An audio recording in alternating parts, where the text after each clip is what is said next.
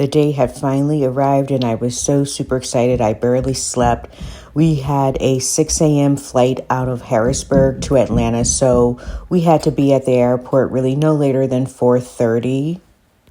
My mother, father, and sister were going to be watching the boys, so I left some detailed instructions on their care. And then my father-in-law picked us up around, I think it was around 3:45, 3:50 to head on to the airport. We were flying out through Delta. I really like Delta. They're dependable. They are a little bit more pricey, but it's definitely worth it. Our flight left promptly around, I think it was 6:05 or 6:08, and we arrived in Atlanta a little bit early. I think we got there around 7:30, 7:29. A 2-hour layover in Atlanta, which is a huge airport. First, we wanted to make sure we got to the right terminal, and then we found a Chick-fil-A, so we enjoyed a small breakfast.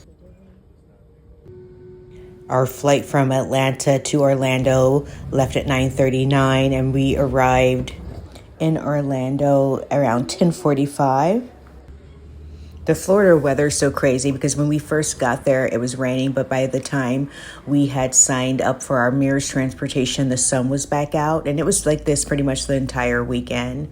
We got to our home resort, Saratoga Springs, around 12:45, 1 o'clock, and checked our bags, and then we headed right over to Disney Springs because we had 2 o'clock reservations at the Boathouse restaurant, and this was our first time eating here. It was such a treat.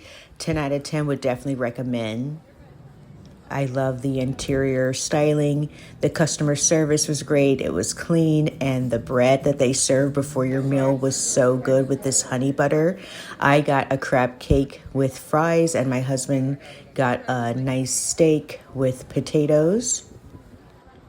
When we were here back in May, we did not have the opportunity to go to Gideon's Cookie because it was raining the night we went to Disney Springs. So we definitely want to hit that up, and that was a great experience. And I would definitely say these cookies are very good. The pistachio toffee, triple chocolate, the original chocolate chip, and the banana bread chocolate chip cookies.